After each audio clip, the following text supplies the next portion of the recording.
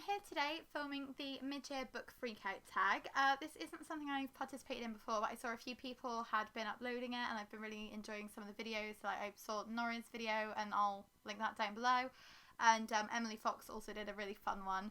So I thought might as well join in. So I'm going to run you through the list of prompts and all the books that I've chosen to match with those prompts. We've already read like over 100 books this year, so it's actually been really hard to narrow it down, and especially with so many good releases coming out later in the year, there's loads that I'm excited about, so there will be a few chosen for some of the prompts, but hopefully you will agree with my choices. So the first prompt is the best book you've read this year, and for that I chose The Black Flamingo by Dean Atta.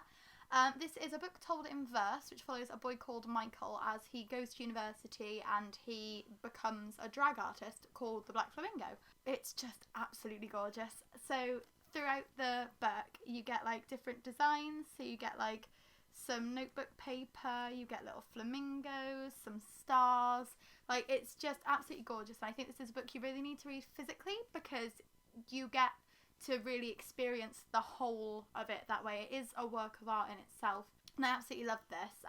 Obviously gave it 5 stars, and I think this is just overwhelmingly above everything else that we've read this year. Not normally how I feel about verse, which is interesting, and there have been quite a lot of 5 stars already in the first 6 months, but this one is superb. The next prompt is to pick the best sequel that you've read this year, and Sean and I have been making a really concerted effort to actually finish series this year, so again this one was quite difficult to pick, but I've managed to narrow it down to 2. The first of which is The Dream Thieves by Maggie Steve Berta, and the second of which is Iron Gold by Pierce Brown. So we'll start with The Dream Thieves. This is the second book in the Raven Quartet. This follows a group of 5 characters: Blue, Noah, Gansey, Adam and Ronan, as they are on the search for the Raven King, and wildly wacky things happen throughout the series.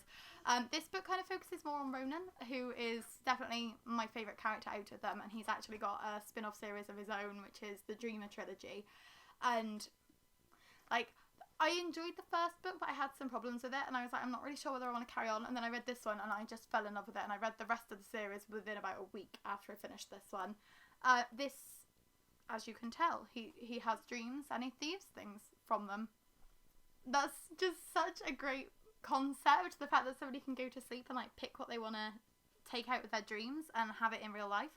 And the way that Maggie Steve Berta brings it to life is very magical, and I really recommend this one. That was also 5 stars, and this was also 5 stars, which is why I couldn't choose between them. So this is Iron Gold by Pierce Brown. This is the first book in the second half of the Red Rising series. So Red Rising was originally a trilogy, and then he decided to release another trilogy, like continuing to follow the world and the characters and see what goes on after the events of the original trilogy. This is the first book that Pierce Brown's ever written with multiple perspectives. So you're following quite a few characters in here. We've got Lyria, we've got Lysander, we've got Darrow, and again, like lots of wacky stuff goes on. It's hard to really talk about it because it is the 4th book in a series, but you've got like a little heist plot going on, and you've got some like spacey battles, and there's lots of flying around, and old characters come back and new characters are introduced, and it's wonderful. And I absolutely loved it, and I've seen a lot of people say like, oh, I didn't like that, I wish you hadn't carried on with the series, but this really brought my love of the series back to life, and I fell head over heels with this book, so this was also a 5 stars and definitely one of the best sequels I've read this year. The third prompt is a new release that has come out in 2020 that I haven't read yet, but I really want to. Top of my list for this one is Wonderland by Juno Dawson. So I only actually got this delivered a few days ago, so I will be probably picking this one up in July. This is kind of like a retelling, I think, of Alice in Wonderland, but it's like her friend goes missing, and then she has to, like, she follows the trail to like a party called Wonderland, and I'm not completely sure, but like on the back it says what happens when you fall down the rabbit hole, and that intrigues me a lot, and just the cover's wonderful. Juno Dawson is a wonderful author. Clean, one of my favourite books of all time, and I'm looking forward to discovering another one of her stories. I've also picked for this prompt Mark My Words by Mohammed Khan, who is the author of I Am Thunder and Kick the Moon. This sounds like it's following a student journalist who is investigating something. I know I'm interested in it. I've put it on my want to read list, but again, I can't really remember why. I know that I'm really, really pumped for it though. It came out at the beginning of May, which is why I haven't managed to get hold of a copy yet, because obviously the bookstores have been closed, and it wasn't one that I was excited enough to pre-order. Like Wonderland, I ordered that because I had a Waterstones voucher and it was a signed copy, so of course I'm not going to be able to resist that. But looking forward to discovering another Mohammed Khan story after I can eventually get to a bookstore again. The next prompt is our most anticipated release for the rest of 2020. Now this is just a very, very long list. I'm looking forward to The Burning Kingdoms by Sally Green. That is the last book in the Smoke Thieves series. I'm looking forward to Addie LaRue by Victoria Schwab. This is about a girl who kind of like, she cheats death so she lives forever, but it means that nobody can ever remember her, so that's a fascinating concept. I'm looking forward to The Midnight Library by Matt Haig. Read How to Stop Time by Matt Haig last month and really enjoyed it, and anything that revolves around a library is something that I'm going to be up for. Looking forward to Early Departures by Justin A. Reynolds. His debut last year, Opposite of Always, was one of my favourite books of 2019, and I'm looking forward to seeing what he can do with another story. It sounds like it's going to be a little bit similar based off of what I can remember, but I'm still really, really pumped for it. And I'm also very, very, very, very excited for Death Set Sail by Robin Stevens, which is the last book in the Murder Most Unladylike series. I've still got a couple of the books to catch up with, so I haven't read Top Marks for Murder yet, I haven't read Death in the Spotlight yet, but then I'm going to be all caught up ready for Death Set Sail, and I'm looking forward to seeing how Robin Stevens decides to end Daisy and Hazel's story. The next prompt is your biggest disappointment of 2020, and I'm afraid to say I actually have quite a few of those. It's been hard to narrow it down. I managed to get it down to 4, which I think is pretty impressive because I've read a lot of 1-star books this year. It has been an unlucky year. I'm going to start with one that I'm actually giving 3 stars to. There is going to be a rant review of this one up at some point because it's Dark Age by Pierce Brown, and as I just said how much I loved Iron Gold, exactly the opposite with this one. I gave it 3 stars, but it's a massive disappointment because it's the first Pierce Brown book I've ever not given 5 stars to, and I have reread his books over and over and over and over again, and I just couldn't with this one. It's the longest one. It's like nearly 800 pages and nothing really happens. There's lots of battling, there's some twists that I saw coming from a mile away, and it just made me a little bit sad all around. The next biggest disappointment was also 3 stars. This was The Fellowship of the Ring by J.R.R. Tolkien. Lots of walking. I can see why people make walking jokes. There's so much walking. And it did not hold my attention at all, and I thought I was going to absolutely love it because I read The Hobbit in one sitting last year and I was blown away by it, thought it was wonderful, and then this one came along and it was not. It was not.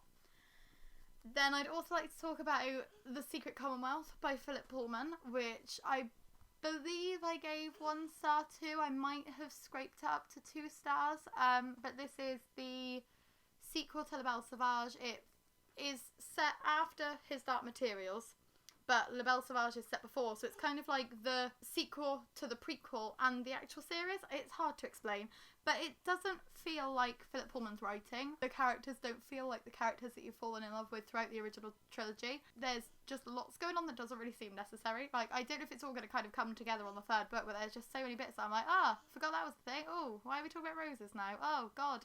Now we're over here, and there's a boat, and it's just not interesting. And considering it is like so chunky, it should be more interesting. And the last book I'd like to mention for biggest disappointment, because I just couldn't choose between them, because like some of them I was expecting them to be 5 stars, so it's disappointing that they didn't match it. Some of them I thought I'd at least like them and I didn't. This is one of them, Whistle in the Dark by Emma Healy. I'd already bought it because I thought I was going to absolutely love it. Sean actually bought it, that's a lie.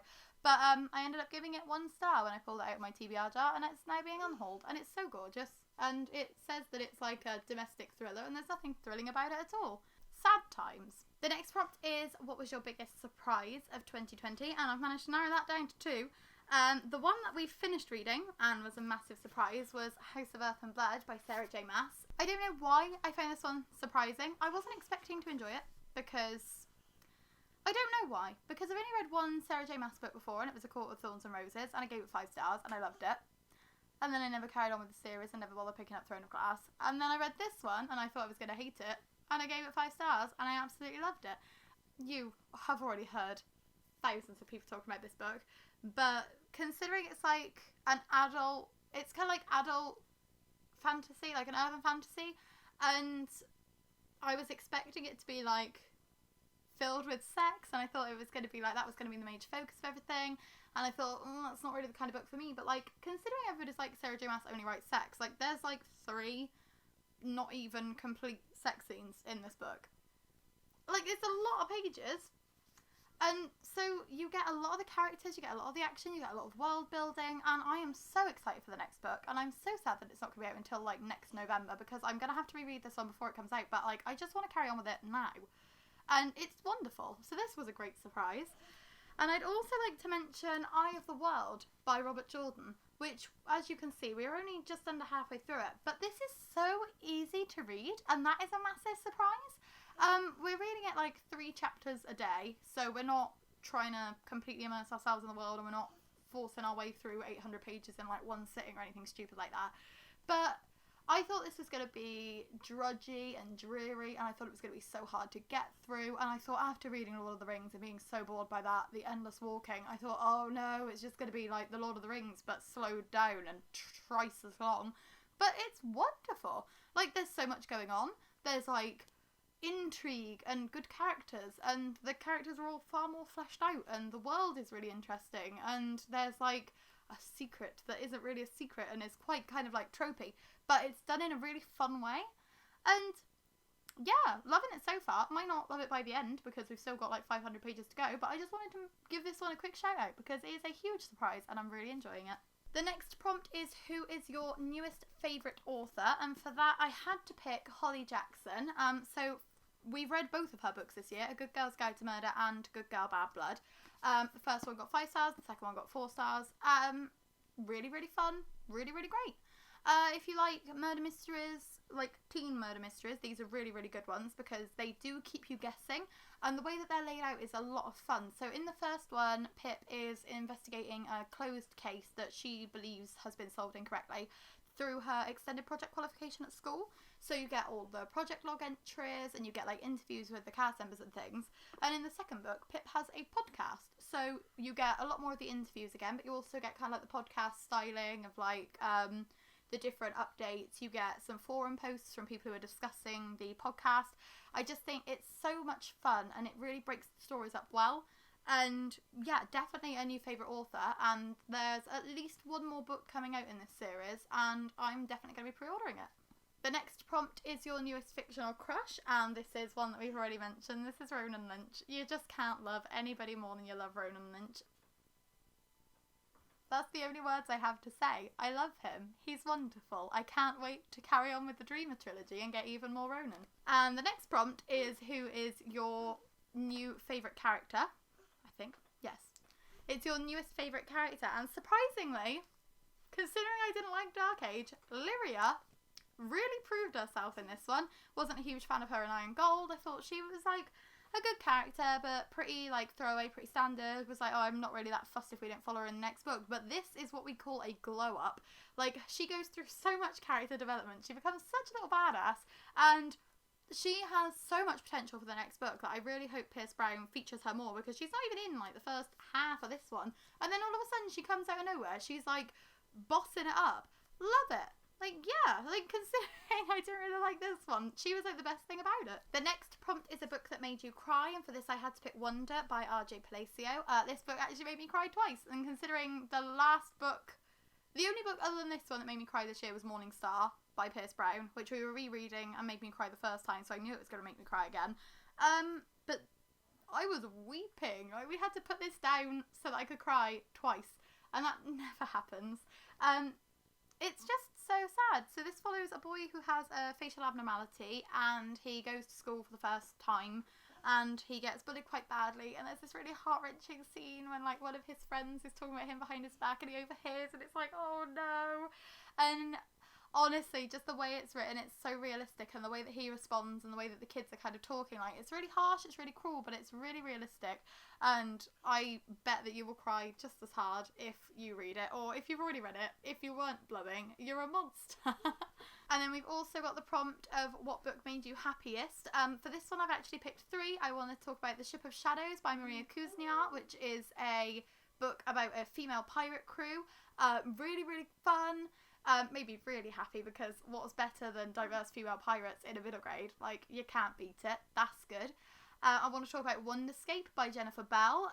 That's basically like the middle grade version of like Jumanji or Ready Player One. So these 3 kids go to this like future universe where you play a game called Wonderscape, and you go to all these different realms, and you are like pitted against great figures from history. So not only is it really educational, it's got like a great story about like the 3 kids. They don't really know each other that well, but then they become really good friends by the end of it, and like the world's just really interesting, and I loved that one. And I'd also like to talk about Nevermore by Jessica Townsend. This is the first book in the Nevermore series. I would have put Hollowpox, which is the 3rd book, on the anticipated for the rest of the year, but I haven't actually read Wondersmith, which is the sequel, yet. So when I've eventually read that, I would like to carry on with the series. This is about a girl called Morrigan Crow, who is a cursed child, but a man called Jupiter North saves her from her peril, and he takes her, and she undergoes trials to try and join the Wonder Society. And it is so great. I've heard amazing things about it. I should have trusted them and read it earlier, because it was just so good that we read it in almost one sitting, and it's quite chunky for a middle grade. But it's basically like Harry Potter, but better, is the only way I can really describe this one. Love it. The penultimate prompt is the most beautiful book that you've got in 2020, and for that I had to show off my fancy schmancy fairy loot edition of The Midnight Lie. And it's got like, it's like solid blue at the top and bottom, but it's got like the flowery bits that match the cover on the side, and it's just so gorgeous. This is the first fairy loot book I've ever bought. As soon as I saw it, I was like, oh, I'm getting that. We do have some more fairy loots in the post at the moment, and that's like their exclusive editions of the Red Rising trilogy. And I'm so looking forward to them coming, and I'm going to show them off when they come, because they are so pretty. But it's just a case of, with COVID, they have been postponed. They're being shipped a bit later than they should have been, because they should have been here at the beginning of June, and now it's going to be like the end of July. But they are so gorgeous, and I can't wait to own yet more copies of the Red Rising series, because I am Pierce Brown trash, apart from for the newest one, which just breaks my heart. And then the last prompt is books that you want to read in the rest of the year. Well, Sean has made his own 25 books he wants to read before he's 25, and he's 25 in September, so he's pretty much planned out our next few reading months. So we're going to be reading Miss Peregrine's Home for Peculiar Children by Ransom Riggs. We're going to be reading City of Bones by Cassandra Clare, which is a reread for me, but I'm interested because I haven't read it since like 2013. We're going to be carrying on with Anthony Horowitz's Stormbreaker series. We're going to be reading The Maze Runner by James Dashner, which is a controversial one because he is a terrible person, but might as well see what the hype's about and then hopefully not enjoy the books and unhaul them, because we've got like 2 copies, because Sean had some and I had some, and we were gonna carry on with the Harry Potter series, but with everything that's going on with her at the moment, that might be off the table. Finally going to finish State of Sorrow by Melinda Salisbury. Yeah, we've got lots that we're going to be reading in the rest of the year. Hopefully some of the ones that I mentioned earlier that we anticipated for both releases and for books that have been released that we haven't got to yet. But yeah, it's going to be fun to see how much we can read for the rest of the year, because obviously where we've been in lockdown for a long chunk of this year, we've already passed our first reading goal. We've upped it, and now we've upped it again. So yeah, it'll be interesting to see how many more we can read, but hopefully some of these will be on there. Yeah, like, please let me know down in the comments if you've taken part in the mid-year book freakout tag. Let me know what your answers to some of these prompts are, what books you're anticipating, what books you've really loved this year. If there's any books that I've mentioned that you're also really excited for, let me know. It's been a lot of fun doing this. Nice to show off some books that we've read this year, and also have a bit of a complain about the ones that haven't impressed us so much. But yeah, thank you for watching this video. Subscribe if you like, give me a like if you'd like, and I will see you soon with another one. Bye!